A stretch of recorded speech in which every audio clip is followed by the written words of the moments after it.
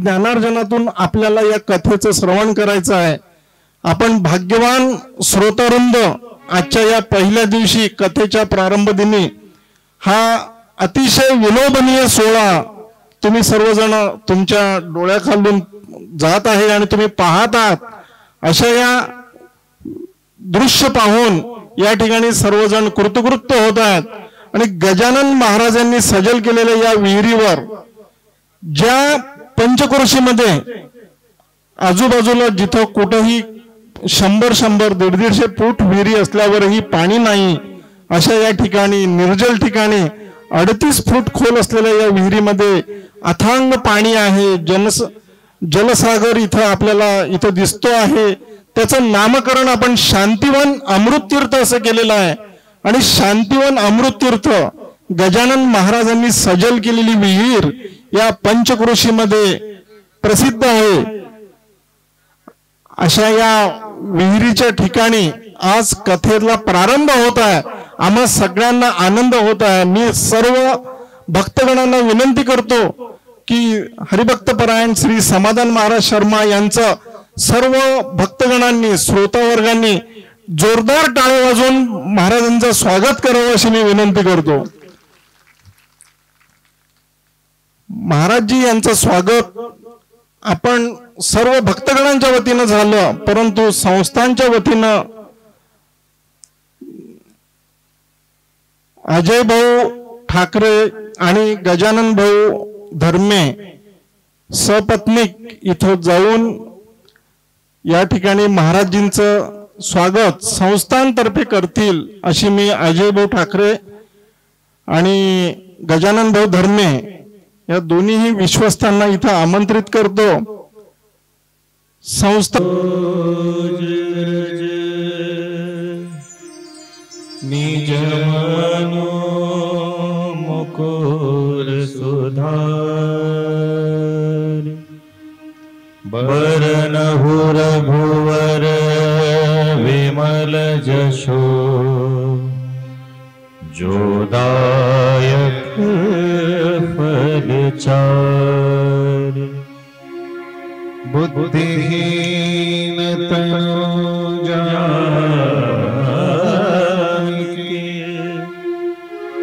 सुमिरो पवन कुमार बल बुद्धि विद्या देहु मोहे हरहु कलेश विकार। हमारे राम जैसे राम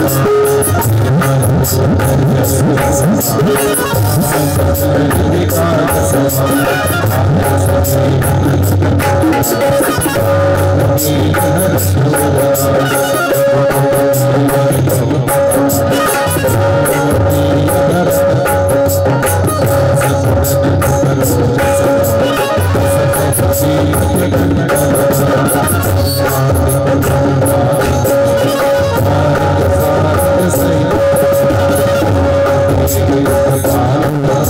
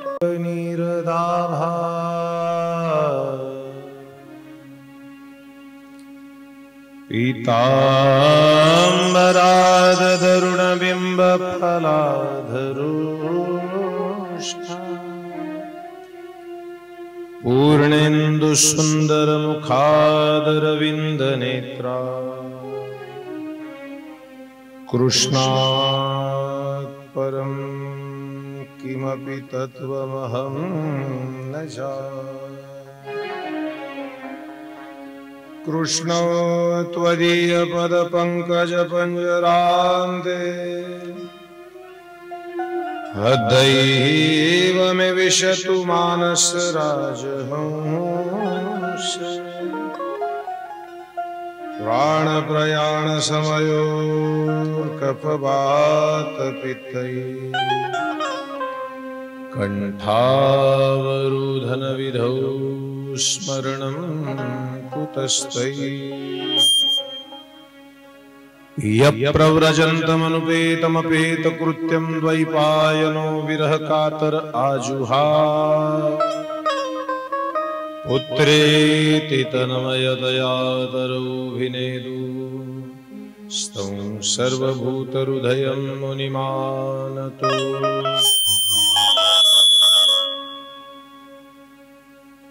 या कुन्देन्दुतुषारहारधवला या शुभ्रवस्त्रावृता या वीणावरदण्डमण्डितकरा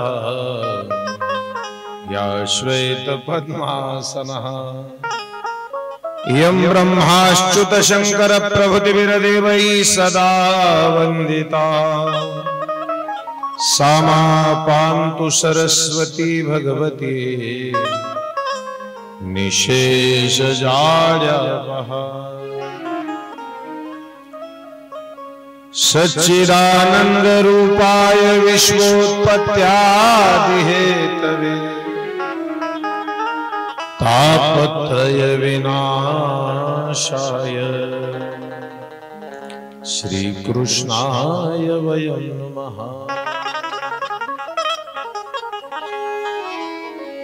कृष्णाय वासुदेवाय हरये परमात्मने प्रणतक्लेशनाशाय गोविन्दाय नमो नमः।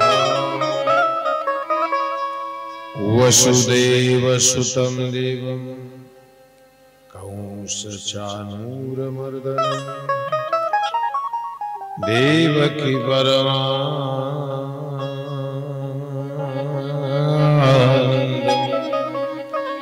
श्रीकृष्णं वन्दे जगद्गुरु।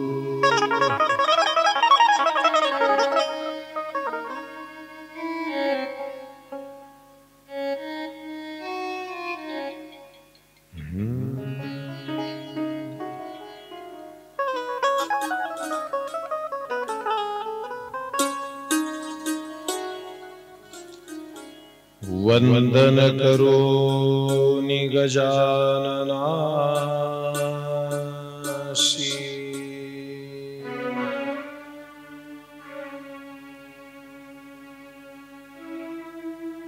प्रार्थितो आम्ही तुम्हा यावे कथेशी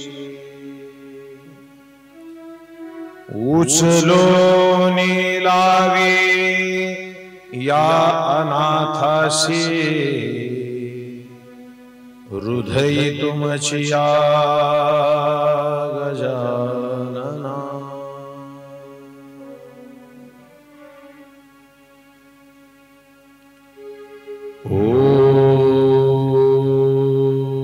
ओम अनंत कोटि ब्रह्मांड नायक राजाधिराज योगिराज सच्चिदानंद परब्रह्म श्रीगाव निवासी भक्त प्रतिपालक समर्थ सद्गुरु गजानन महाराज की जय।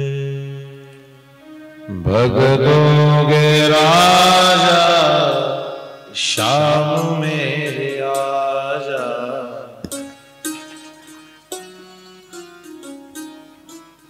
मी म्हणलं की तुम्ही म्हणायचं तर कथा नाही तर मग मी घरी तुम्ही घरी। मला आवाज ऐकायला। भगतों के राजा श्याम मेरे आजा।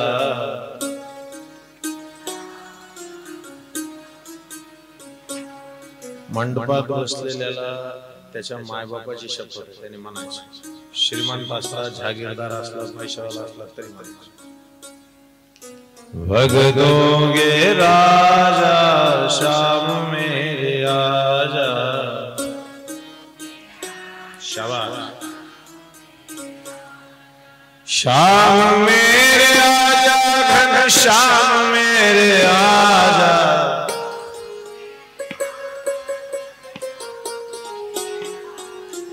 गोकुली से आजा भागवत कथा में राजा।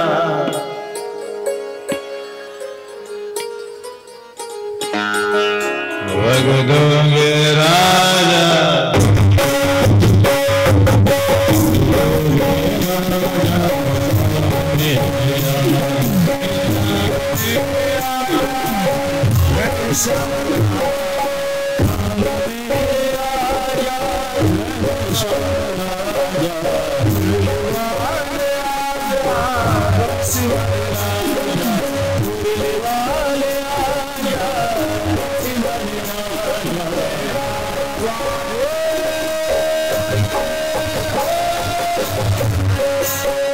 Hallelujah.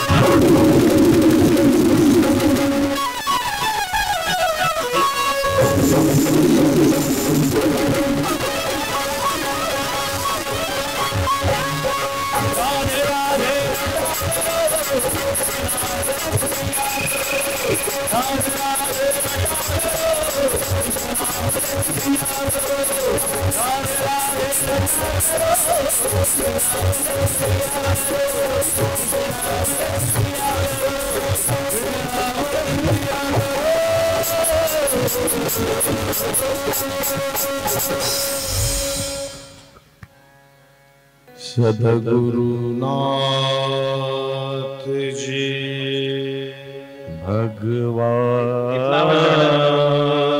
की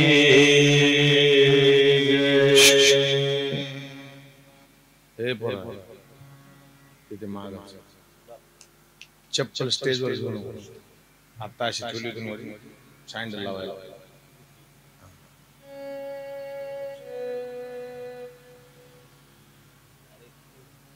सद्गुरुनाथ जी भगवान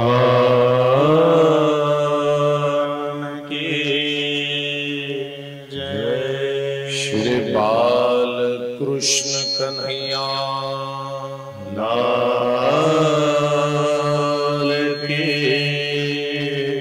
जय। श्री रामचंद्र जी भगवान की विश्व माऊली ज्ञानेश्वर जी महाराज की जय। जगद्गुरु तुकाराम जी महाराज की जय। समर्थ सद्गुरु गजानन जी महाराज की श्री हनुमान जी महाराज की जय।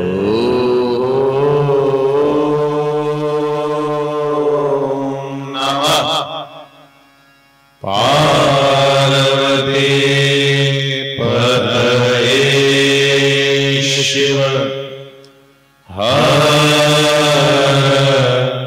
हर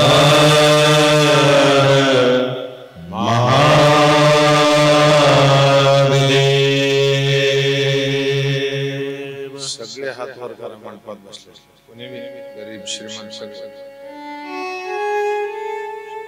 घ्या घ्या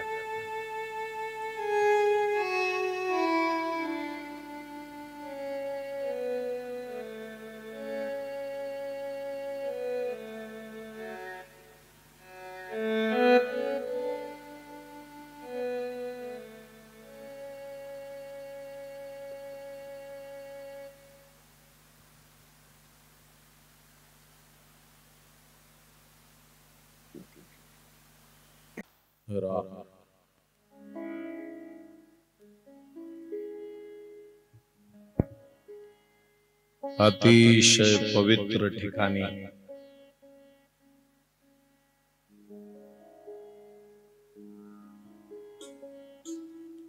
अत्यंत शुद्ध भावनेनं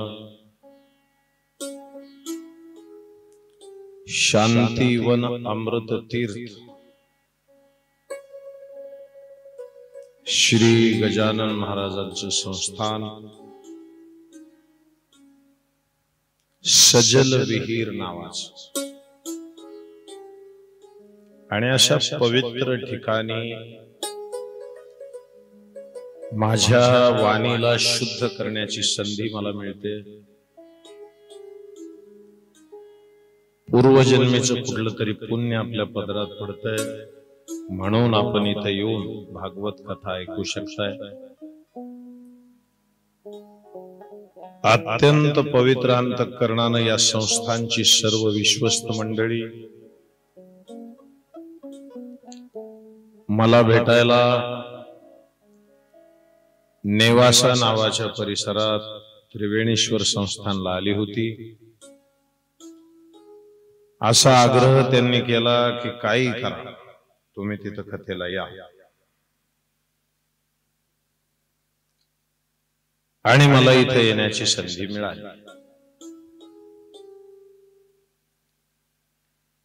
कैलास चंद्रजी आणि सौभाग्यवती कुमुदिनीजी, अग्रवाल परिवार आग्रहानं या कथेचा यजमान झालाय मुख्य त्यांचंही पूर्वजन्मीचं पुण्य.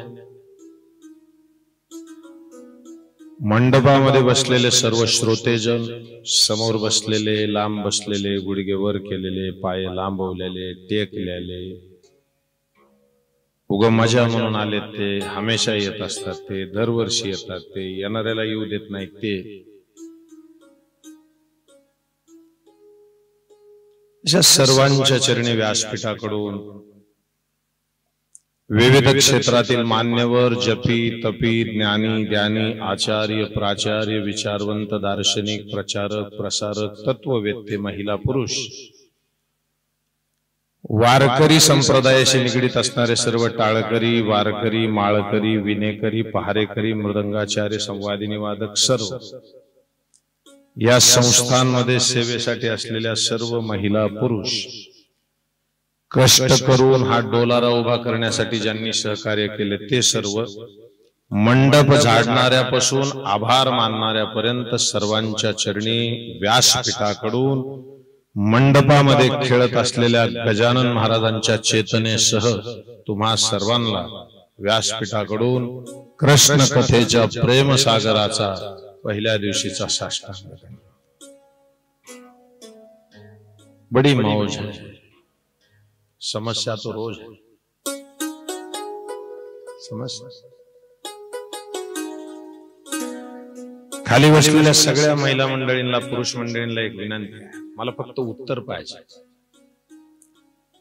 आपल्याला कथा कोणची ऐकायची नेमकं? भागवत ऐकायचे? भागवत ऐकायचे? तुम्ही हो नाही काहीतरी म्हणा. भागवत बंद, कूलर बंद, बाबाजीने बंद करो.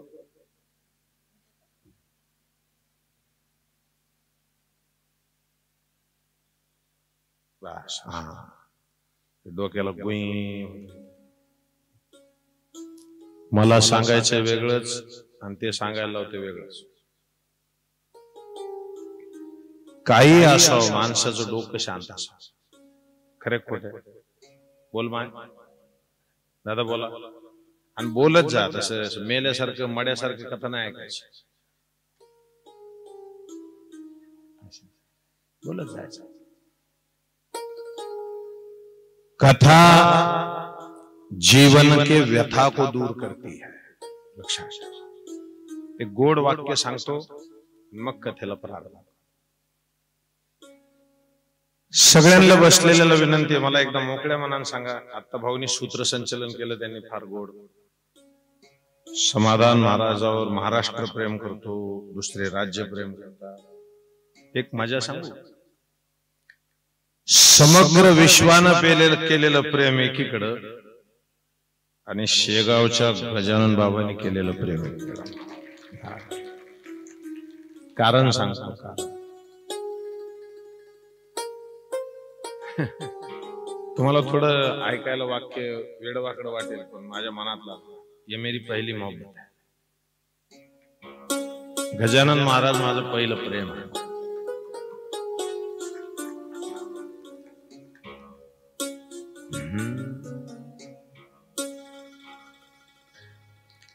एक सोपा प्रश्न विचारायला लागलो, उत्तर द्या. खिळा असतो ना, आई खिळा, थोडा तुम्हाला अनेकला आवाज देईन, इको थोडासा. खिळा असतो ना, खिळा तुम्हाला ऐकू येते चांगलं? छान. तुम्हाला दादा, तुम्हाला खिळा असतो ना, खिळा, तो टोकाकून ठोकायचा का डोक्याकून? बोला गड्या, नाही टोका टोका. भिंतीवर त्याचं टोक ठेवायचं का डोकं? टोक. मग हाणायचं काय? नाही नाही, हातोडी का हाणायची माय? आता हातोडी तुम्हाला बी कळते, हातोडी. पण हाणायचं काय त्याचं? डोकं. आणि हाणायला काय आलंय? हाणायला डोकंच आलंय. हे डोकं हाणायला आलंय, वळ वळ वळ वळ करतंय. लक्ष देऊन ऐका. एखादा प्रश्न मी अवघड विचारेल, उत्तर देताना 10 विचारता, पुन्हा बेजारी होते 4 माणसं. हाणायला डोकं आलंय, वळवळ करतंय. बघा, हे एक ठिकाणी गप बसत नाही, ह्याला ईश्वरावर श्रद्धा राहत नाही, याच्या प्रपंच डोक्यात वळवळ वळवळ करतो. म्हणून देव नेहमी डोक्यात ठेवायचा आणि प्रपंच नेहमी हातात ठेवायचा लक्षात. आणि आपलं उलट आहे, आपण देव हातात ठेवतो आणि प्रपंच इथं कचरा आहे सगळं. मग ऐका, तुम्हाला भागवत ऐकायचं, थोडा मराठी शब्द वापरतो ऐका अध्यक्ष साहेब, फार गोड शब्द. भागवत महाराजाचं भागवत.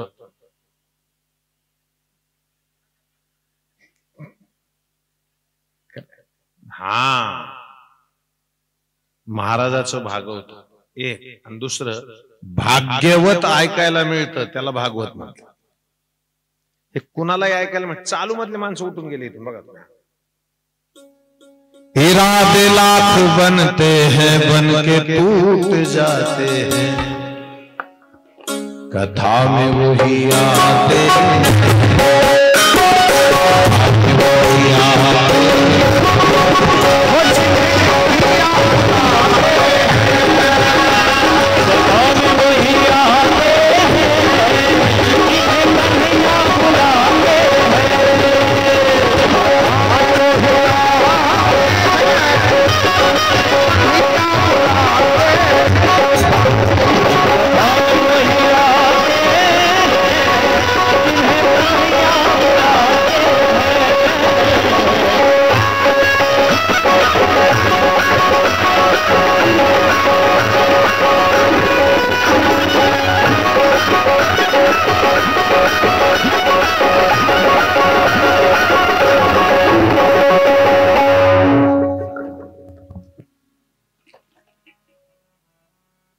एक वाक्य कथा सुरू करायच्या अगोदर इथं मॉनिटर लावायचं. तू वरी एकदा ही मस्त, बाकीची सगळी फिडिंग बरोबर आहे. हे चालू आहेत का बंद आहेत एकदा बघ तुझ्या हिशोब. अच्छा लोड नको घेऊ, सहज बघ. हा, राम राम राम चालू. एवढं कान लावावं लागतं काय चालू मला? राम थोडं थोडं आवाज. कारण भंडाऱ्यात किती स्वयंपाक आहे याला मूल्य नाही, माझ्या ताटात किती याला मूल्य. चला लक्षात. पण अतिशय छान साऊंडवाला बी छान आहे, एकदा त्याच्यासाठी टाळ्या वाजवा.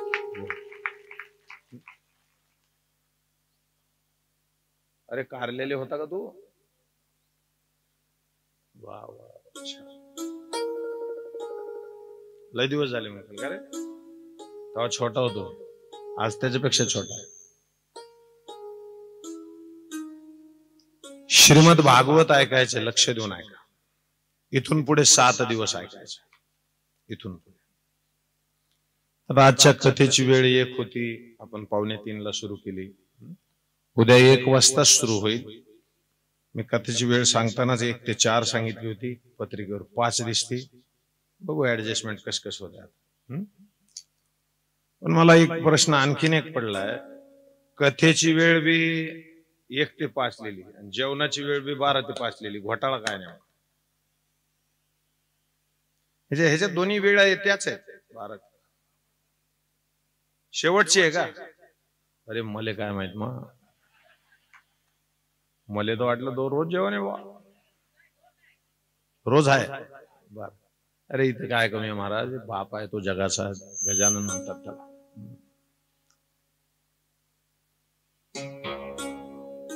एका कथेनं प्रारंभ करतो महाराज.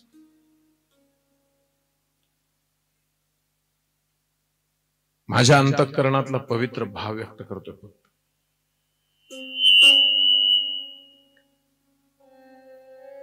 माझी बहीण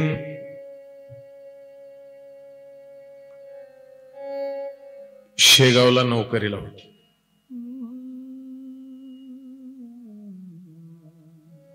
आणि मी याच्या माग, म्हणजे आताचं जे वय आहे माझं, त्याच्या माग असं 20 वर्ष जायचं. 20, 21, 22 काहीतरी वर्ष. बिमार पडलो खूप घरी. आणि हे काय मी म्हणजे तुमच्यावर प्रभाव टाकण्यासाठी बोलायला नाही, माझ्या मनातला भाव व्यक्त करतो. आणि मग माझे गुरुजी आहेत, आदरणीय खंदारे गुरुजी, ते मला म्हणले तुला झालेलं काहीच नाही, पण एक काम कर, तुझी बहीण शेगावला राहते ना, तू तिच्याकडे जा थोड्या दिवस, हवा बदल होत. मग मी आलो ते.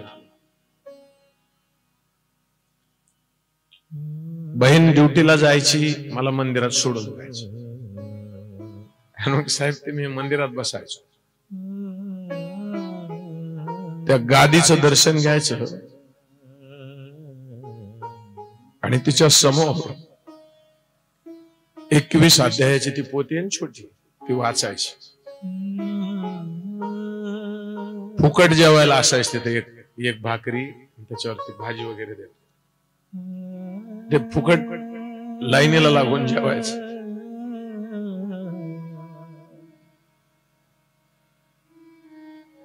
असं साधारणतः महिनाभर तिथं मी होतो. आणि रात्रीची आरती झाली की मग बहीण घरी न्यायची. पण तेवढ्या काळामध्ये मी नीट झालो, आणि त्याच्यानंतर जे झालो ते असलाच झालो. हे लक्षात. नुसत्या भाकरीची ताकद आहे. रोगमुक्त तर झालोच झालो, पण योगयुक्त केलं त्याला गजानन बाबा.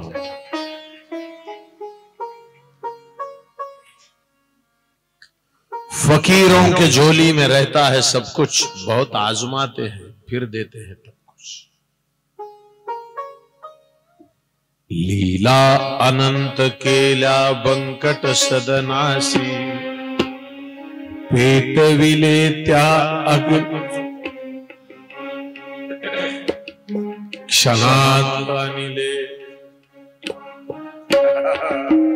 केला ब्रह्मगिरीच्या गर्वाचा नाश. जय देव जय देव जय देव जय सच्चित स्वरूपा स्वामी गणराया. धरलासे भुव जगमर ताराया.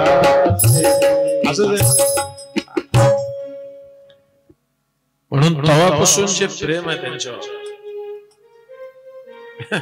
लोक म्हणतात, बोलू का थोडं, लोक म्हणतात उष्ट्या पत्तरवाडीतलं अन्न त्याने खाल्लं होतं.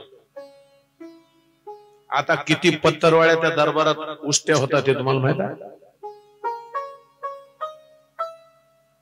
हे दाखवण्यासाठी असतं महाराज. साधू तुम्ही बघा, साधूच्या साधुतेला बघण्यासाठी त्याच्या बाह्यांगाला नाही बघायचं कधीच नाही. लोक म्हणतात गजानन महाराज आता चिलीम आहे. अरे पागल आहे तू. ते चिलीम तर स्वतःला लपवून घेण्याचं साधन. माझं खरं देवत्व कुणी ओळखून, म्हणून साधू असा नाही ओळखत आहे. भीमसेन दादाने एक भजन गायला आहे, मृदु सदाय नवनीत हरि तैस सचराच चित्त तुका भले सांगू किती हरि भगवता.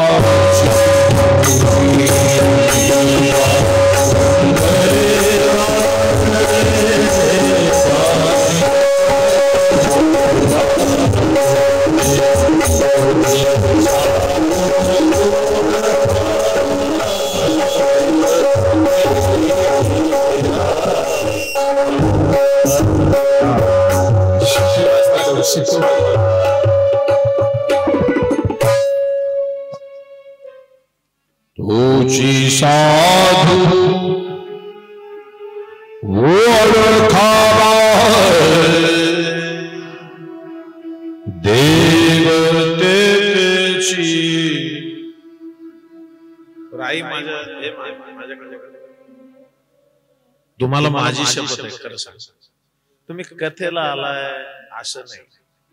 तुमचं गजानन बाबावरचं प्रेम आहे म्हणून तुम्ही इथे बसला. हे गणित महत्वाचं आहे. ऐका, लक्ष देऊन ऐका. श्रीमद भागवत नावाचा जो ग्रंथ आहे ना, 12 स्कंदाचा ग्रंथ. किती म्हणा म्हणा 12 स्कंद. महाराज, माझ्या भारत देशाची खासियत काय? हिंदुस्तान 4 बाजूला 4 आराध्य दैवत आहे. पूर्व दिशेला जगन्नाथ आहे ना, है ना. पुरी जगन्नाथ भजो राधे गोविंद. आता हे अग्रवालजी आहेत ना, मला ते आळंदीत भेटले आता किशोरजींचा वाढ. त्यांना वाटलं मी लक्षात नाही ठेवलं, गडबडीत होतो म्हणून त्यांना कमी बोललो. त्यांना वाटलं असेल महाराज ओळखीत नाही. भेटले पुरी जगन्नाथ भजो. शूटिंग करू नका मोबाईलला कोणीच प्लीज. पाया पडतो सर. कीर्तन ऐका, कथा ऐका. पूर्व दिशेला जगन्नाथ आहे पत्रकार साहेब. दक्षिण दिशेला रंगनाथ आहे. पश्चिमेमध्ये द्वारिकानाथ आहे. आणि उत्तरात बद्री केदार. बरोबर. 4 दिशेला 4 नाथ आहेत, पण मध्यभागी आमचा पंढरीनाथ आहे.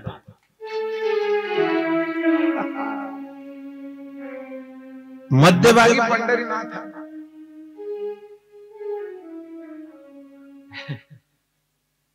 आणि काय दिंडी निघते राजाओ, शेगाव पंढरपूर. मला तर लय मजा घ्यायची. मला तुम्हाला घ्यायची की नाही माहित नाही, पण मी इथून पुढे 7 दिवस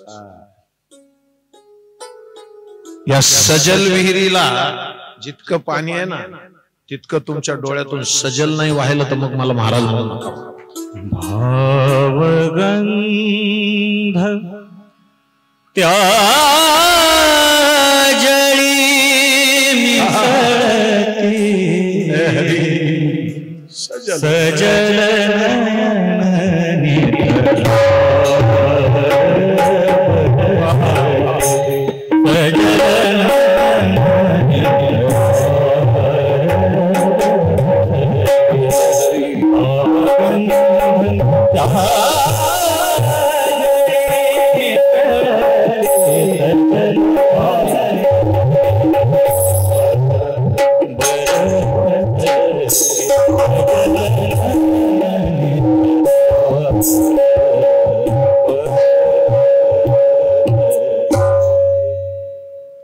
श्रीमद भागवताचे स्कंद किती छान. बरं, तुम्ही एक कथा नाही ऐकलेली. तुम्ही इथले थोडे महाराज जिरवले का तुम्ही? पण तरी तुमच्यात बदल होत नसेल तर समजून घ्यायचं काहीतरी धोका. पण सगळ्या विश्वस्त मंडळींना प्रार्थना, बाबा माझी एक सवय, मी पेरलं आणि उगवलं नाही असं अजून एक बी गाव नाही. कारण मला माझ्या गुरुजीने सांगितलं, बेटा पेरताना ओली पेरायची आणि पुन्हा खोली पेरायची, मग पीक उगवत असत. ओलं व्हायला पाहिजे, काळीच ओलं व्हायला. आई देवाच्या समोर बसलं ना अग्रवालजी, खळखळ डोळ्यातून पाणी आलं पाहिजे. पण आमच्या येत नाही म्हणून तर नियम काढला, डोळ्याला पाणी लावा. अरे बाहेरच्या पाण्याला काय करता राजा, ते काय पाण्यासारखं का ते?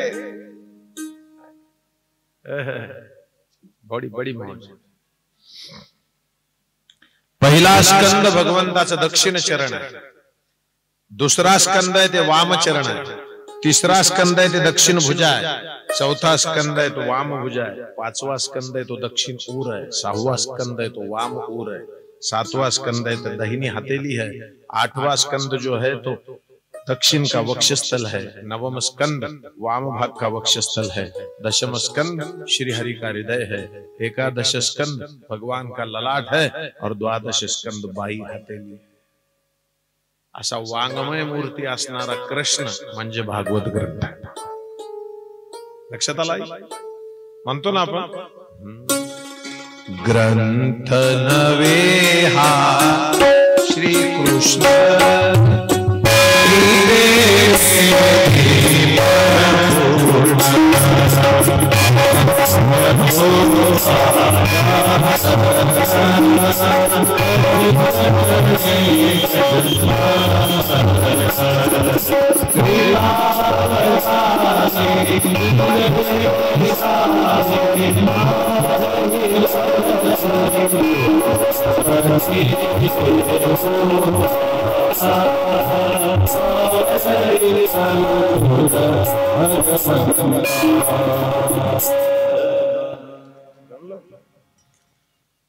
आता कुणाचीही एकच भूमिका आहे. भागवत ऐकायचं, भागवत ऐकायचं. कशामुळे? 7च दिवसामध्ये मोक्ष प्राप्ती होते म्हणून. असंच ना? तुम्ही कडू आहेत सगळे. तुम्ही फायद्याच्या गोष्टी ऐकता पण कायद्याच्या नाही ऐकत. ऐका ना, ऐका ना. कायद्याच्या ऐकायच्या नाही तर नाही ऐकायच्या हा तुमचा प्रश्न आहे, पण काय द्यायचंय देवाला एवढा ऐका. मराठी कळते का तुम्हाला? मी बोलतो ते कळायला ना. काय द्यावे याशी व्हावे उत्तराई, ठेवी दोहा बाई जीव थोडा. आमचे भाऊ अग्रवालजी मराठी कळत असेल पण त्यांची मूळ भाषा मराठी नाही. मला विलेजन विचारतात तुम्ही कोणत्या जातीचे? मी त्यांना म्हणतात जाती का छोडो यार, मैं महाराष्ट्र की माती का हूं. आधी महाराष्ट्राचे इकडे जन्मलो आम्ही, तिकडचं काय उदवतो. आम्ही ज्ञानोबा तुकोबाच्या देशातले, आम्ही छत्रपती शिवाजी महाराजांच्या, शाहू आंबेडकरांच्या, फुलेंच्या देशातले. मजा आहे मला, आनंद. थोडीशी बाजू मोकळी करायला. तुम्ही तर फार पुण्यवान आहे, तुम्हाला ही विहीर रोज बघायला मिळते. बोलू का खरं आई? पाया पडून जेव्हा मंदिरात बसत होतो ना, त्याला 24 वर्ष झाले. 2 तप लागले मला त्यांच्या दरबारात येऊन त्यांचं गुणगान गायला. 24 वर्ष. मी पुन्हा सांगतो, एक बात बता दूं देने से पहले, बड़ी तल्ख होती है पीने से पहले, मेरे मालिक की अदा बहुत निराली है, गिराता बहुत है उठाने से पहले. एक लक्षात ठेवा, त्रास होतो, चांगलं जगणाऱ्याला त्रासच होतो. परत एकदा मला साबळे महाराजांची आठवण झाली, त्यांचे चिरंजीव आहेत. मला त्यांनी पहिल्यांदा हा परिसर दाखवला. अध्यक्ष अकोटला आणला. जातात माणसं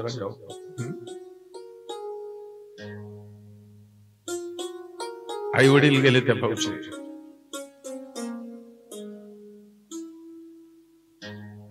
चलो त्याला मी एक श्लोक म्हणतोय ऐका. हा ना. सच्चिदानंद रूपाय विश्वोत्पत्त्यादि हेतवे तापत्रय विनाशाय श्रीकृष्णाय वयं नमः. सत असत ना, सत रवी, सत ते नित्य असत. महाराज साहेब, जे सत्य आहे ना ते नित्य असतं. बघा तुम्ही, हा 725 वर्ष होऊन गेले तरी सुद्धा देवाची ये द्वारी. बघा तुम्ही म्हणता की नाही? बघा, सत्य असतं ते नित्य असतं. एकदाच पाणी आलं पुन्हा आटलं असं नसतं. त्याचं नाव सजल विहीर. लक्षात घ्या. आणि तुम्हाला अजून एकदा सांगतो, टाळ्या वाजवताना अशा मेल्यासारखे वाजवत नाही. वाजवायचे तर मोकळे वाजवायचे नाही, असं नाही करायचं. एकदाच मोकळे वाजवता येतं का दाखव मला. हा, मग इतका कुच्चरपणा तुमच्या अंगात भरलाच कसं? जे आवडलंय ना त्याला चांगलं म्हणायला ताकद लागते. तुम्ही जवळ चांगल्याला चांगलं म्हणत नाही तोवर तुमचं चांगलं होत नाही. हे चांगलं लक्षात ठेवा, तुमच्या चांगल्यासाठी सांगाल. बघा, लोकाला चांगलं म्हणायचं शिका. काही जणाला घाण सवय असते, त्याला काय कळतं आणि ह्याला काय कळतं. मग तुला काय कळतं ते बी कळतं आम्हाला.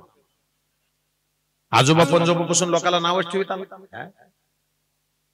अरे आता वातीतून आणलं महाराज, ते काय वारकरी संप्रदाय तू भाऊ काय गोड गात होता. ज्ञानोबा राया माझ्या, तू किती गोड भजन. तर त्याच्यासाठी टाळ्या वाजवा. मला जे आवडलं ते आवडलं, त्याला काय इलाज. सत्य असतं ते नित्य असतं. बघा ना, बघा ना, चित्त आहे ना बाबा, चित्त ते मौन आहे. ते चित्त कोणाला साक्ष देत नाही, चित्त मौन आहे. आणि आनंद असतो ना तो अप्रगट असतो. म्हणा अप्रगट. आई तुमच्याकडे आनंद आहे पण बाहेर निघत बोला ना तुमच्या पाया बर. तुम्ही आनंदी राहायचं का नाही राहायचं सासू ठरवते का तुम्ही ठरवता? अरे तुमचं चॅनल एका मिनिटात सासू बदलते, खटकून बदलते का नाही? म्हणून एक लक्षात घ्या, माझा आनंद माझ्यापाशी असतो. बोलू का थोडं सोपं बोलू, कळायसारखं? आई इकडे बघ, मा तुला माझी शपथ आहे, सगळ्या बघा. दुधामध्ये शांतते नाही, मी बोलतोय ना ते ऐका. जास्त ऐकल्याने घोटाळा होतो. मला लय महाराज ऐकले ना आपल्याला वाटतं सगळंच कळायला लागलं. ज्याला ऐकायचंय, मी पुन्हा एकदा सांगतो, ज्याला ऐकायचंय त्यांनी ममता आणि अहंकार दोन चपला बाहेर काढूनच यायचे. एक दिवस जर दूध जास्त घरात ठेवलं तर दूध चांगलं राहतं का नासतं? बोला ना मोठ्या. तुमच्याकडलं नाही ना सर, मना नासतं दूध नासतं भाऊ. हा, आता दुसरा प्रश्न तुम्हाला विचारतो. त्याच दुधामध्ये कधीच न खराब होणार तूप असत. म्हणा असत, म्हणा असत. दूध नासत, तूप असत, नासत. असं जमला. आता मला सांगा, एक दिवस जास्त दूध ठेवलं तर ते नासतं, पण त्याच दुधात कधीच न खराब होणार तूप असतं. तसं हे शरीर नाशक आहे, पण या नाशक्या शरीरातच कधीच न मरणारा अविनाशी आत्मा असतो. जमलं? तुम्ही बघा बघा, मजा बघा. जमल्यावर सुद्धा आनंद वाटल्यावर सुद्धा तुमची अशी मजा येते. तुम्ही आनंद वाटला तरी नसतास का? असं नाही, ते असं आहे. लक्षात. बरं, आता मला सांग, मनानं नासलेल्या दुधात तूप असतं का नाशिवलेल्या दुधात? बोला. नाही बाबा, मनानं नासलेल्या दुधात तूप निघत. ऐका ना, मनानं दूध नासलं तर त्याच्यात आई निघतं का तूप? मग त्याला काय करावं लागतं? नासवा लागतं. मग तसंच हे मनानं देवदेव केलं काहीच भेटत नाही. त्याला सुद्धा एखाद्या गुरुच्या पायापाशी बसावं लागतं. तुम्ही बघा, आई बरोबर आहे का? काय टाकायचं दुधात?